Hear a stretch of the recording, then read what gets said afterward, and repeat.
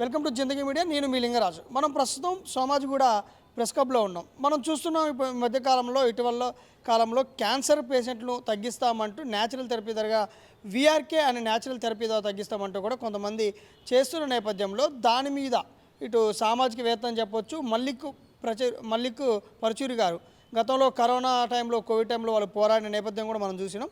So వాళ్ళు ఏం చేశారంటే దీనికి అదంతా ఫేకు, న్యాచురల్గా క్యాన్సర్ని తగ్గించడం అసాధ్యం అంటూ కూడా ఎవరైతే క్యాన్సర్ పేషెంట్లను మోసం చేస్తున్నారంటూ కూడా వాళ్ళు కొన్ని సోషల్ మీడియా ద్వారా కొన్ని మాధ్యమాల ద్వారా వీడియోలు రిలీజ్ చేసిన నేపథ్యంలో అటు వీఆర్కే టీం స్పందిస్తూ మేము తగ్గించినాం, మా దగ్గర సాక్ష్యాలు ఉన్నాయి, ప్రెస్ క్లబ్కి వస్తే నిరూపిస్తాం, తగ్గించిన గతంలో ఎవరిదైతే తగ్గించారో ఆ పేషెంట్లు కూడా తీసుకొస్తామన్న నేపథ్యంలో ఇటు మల్లిక్ పరచూరి కూడా వాళ్ళ టీం కూడా స్పందించి రండి సోమాజిగూడకి రండి మర్చిపోవద్దంటూ కూడా ఇప్పుడు నిన్న డిమాండ్ చేయడం జరిగింది. ఈ నేపథ్యంలో వీళ్ళు వచ్చారు, మల్లిక్ పరచూరి టీము అండ్ వచ్చారు.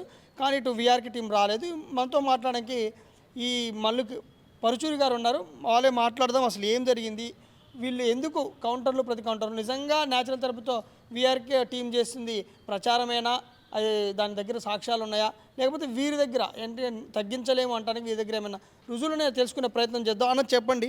అసలు ఏంది ఈ ప్రతివాదనలు ఏంది, క్యాన్సర్ని తగ్గించలేరా న్యాచురల్గా? ఇదేంటంటే మనకి సంవత్సరాలుగా వీళ్ళు మనకి ఫస్ట్ నుంచి క్యాన్సర్ తగ్గాలంటే కీమోథెరపీలు, రేడియేషన్, ఇప్పుడు టార్గెట్ థెరపీలు, డిఫరెంట్ అడ్వాన్స్డ్ జెనెటిక్స్ని బట్టి వచ్చిన ప్రాబ్లమ్స్ని ఐడెంటిఫై చేసి క్యూర్ చేసే మెథడ్స్ చాలా వచ్చాయి. ఇవన్నీ కాకపోతే క్యాన్సర్ వైద్యం అనేది నిజంగా కొంచెం కాస్ట్లీ వైద్యమే, అదైతే ఒప్పుకొని తీరాలి.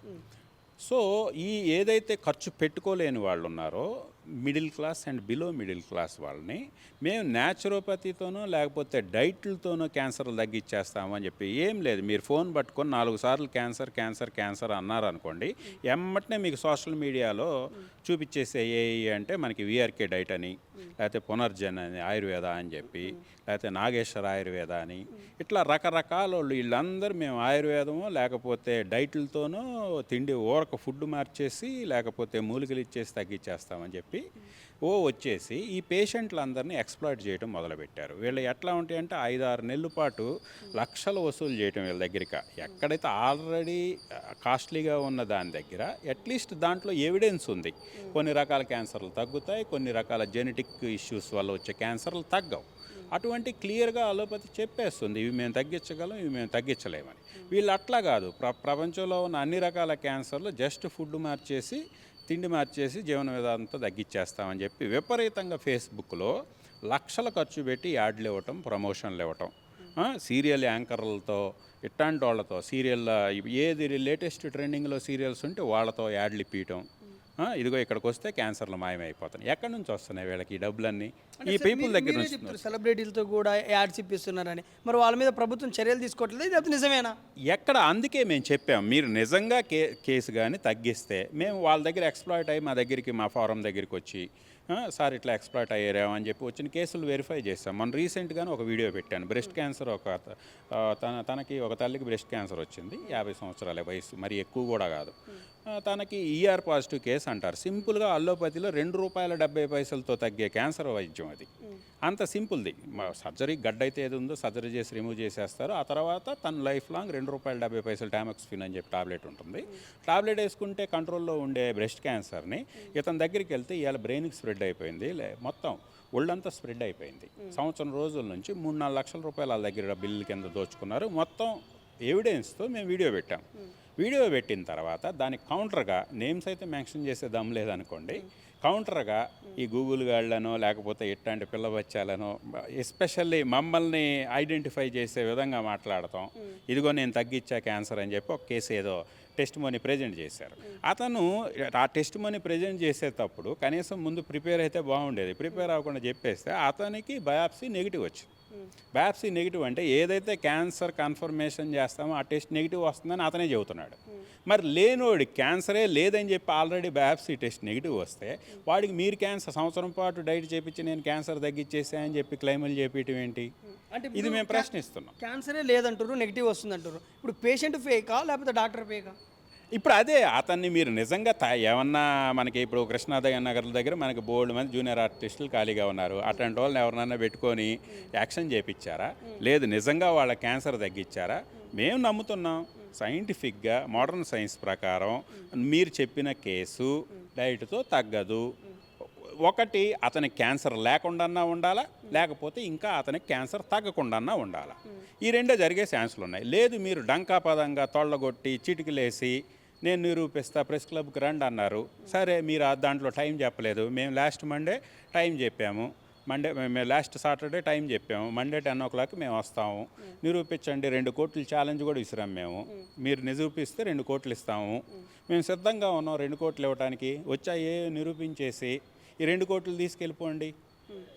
మా ఫోరం తరపు నుంచి 2 కోట్ల ఫండ్ కూడా మేము ప్రైజ్ మనీ కూడా ఇస్తున్నాం ఛాలెంజ్లో. కాదండి, మళ్ళీ పరచూరి గారు మీరు పోరాడుతున్నారు.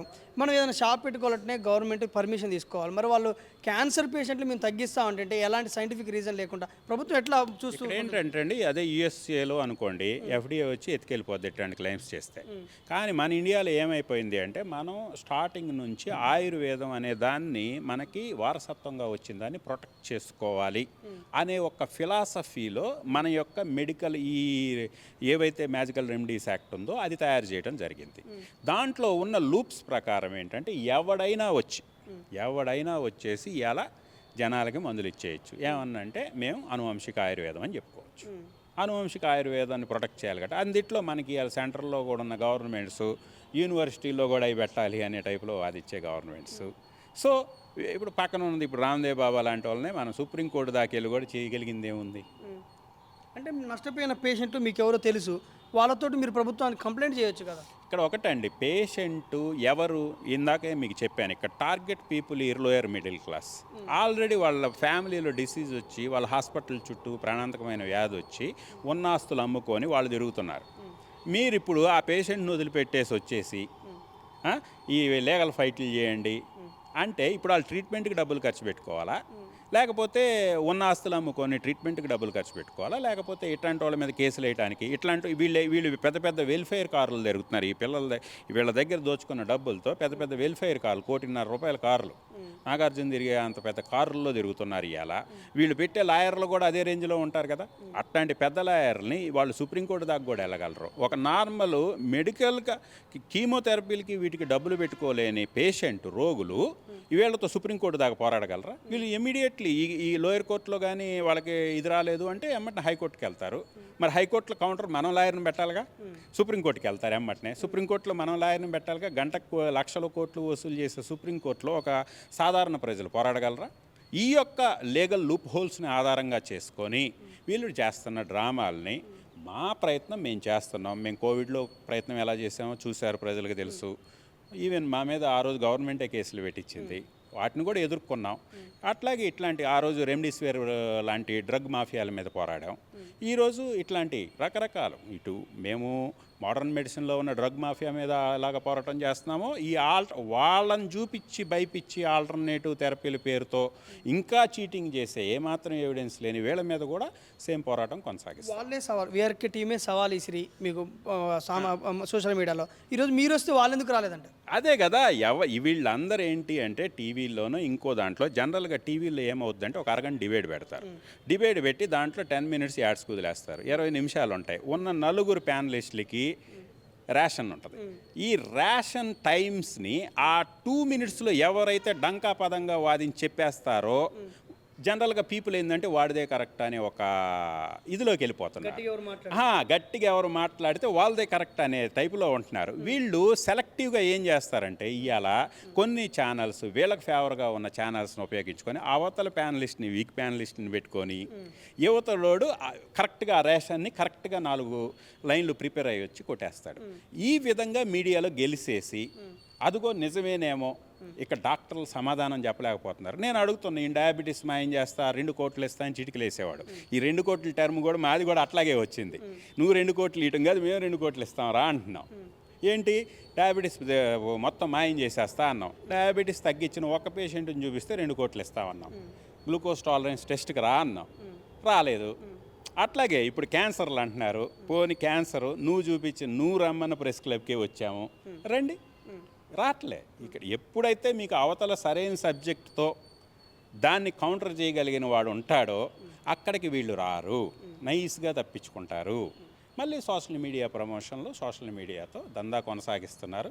ప్రజలకి ఇక్కడ అవగాహన పెంచడం ద్వారా ఏం చెప్పాలనుకుంటారు మీరు ప్రజలకు? ఒక్కటే, ఇట్లాంటి వాళ్ళని నమ్మినందువల్ల మీ క్యాన్సర్లు తగ్గవు. ఇవాళ ఆర్టిఫిషియల్ ఇంటెలిజెన్స్లు వచ్చేసాయి, ప్రతి మొబైల్ ఫోన్లోకి వచ్చేసాయి. మీకు చదువుకున్న ఎవరో ఒకళ్ళు మీ చుట్టాల్లో ఉంటారు కదా, మీ రిపోర్ట్స్ మొత్తాన్ని ఏఐకి ఇవ్వండి, చాట్ జీపీటీకి ఇవ్వండి, లేకపోతే జెమినైకి ఇవ్వండి. నేను ఎలా వెళ్తే బాగుంటుంది, మీరు ముందు ఇంకా ఏం టెస్టులు చేయించుకోవాలి అదే చెప్తుంది. ఇవాళ ఆ టెస్టులన్నీ చేయించుకొని రిపోర్టులు దానికి పెట్టండి. మీకు పలానా సబ్బులో ఈ క్యాన్సర్ వచ్చింది, లేకపోతే ఈ ప్రాబ్లం వచ్చింది, దీనికి ట్రీట్మెంట్ ఎలా వెళ్ళాలి, అది పట్టుకొని డాక్టర్ దగ్గరికి వెళ్ళండి. అప్పుడు మిమ్మల్ని డాక్టర్ ఎందుకు మోసం చేస్తాడు, లేకపోతే ఇట్లాంటి దొంగ బాబాలు ఎందుకు మోసం చేస్తారు? ఎవరు మోసం చేయలేరు కదా. ప్రజలు వచ్చిన టెక్నాలజీని ఆధారంగా చేసుకొని డెవలప్ అవ్వండి. లేదు మీకు చూసుకోవటం రాలేదు, మాది ఫ్రీ ఫోరం, మా దగ్గరికి రండి, మేము మొత్తం మీ డయాగ్నోస్ అంతా ఏ ట్రీట్మెంట్ తీసుకుంటుంటే మీ రివ్యూ చేసి మాలాంటి వాళ్ళు, మా టీం సపోర్ట్ చేస్తుంది.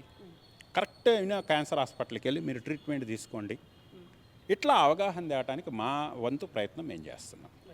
Yeah, right. ఇది ఇప్పుడు ఏదైతే విఆర్కే టీం ఏదైతే చేస్తుందో క్యాన్సర్ని న్యాచురల్గా తగ్గిస్తామని, అదంతా ఫేక్ అంటూ కూడా ఇటు మల్లిక్ పరచూరి వారి ఆ టీం కూడా చెప్పడం జరుగుతుంది. ఈ నేపథ్యంలోనే వీళ్ళకి జరిగిన సోషల్ మీడియా జరిగిన నేపథ్యంలో ఏదైతే జరిగిందో మాటల యుద్ధము, దాన్ని బేస్ చేసుకొని ఈరోజు ఇక్కడికి అంటే ఫస్ట్ విఆర్కే టీం పిలిచింది, ఇక్కడికి ప్రెస్ క్లబ్కి రండి తెలుసుకుందాం, మేము నిరూపిస్తామని.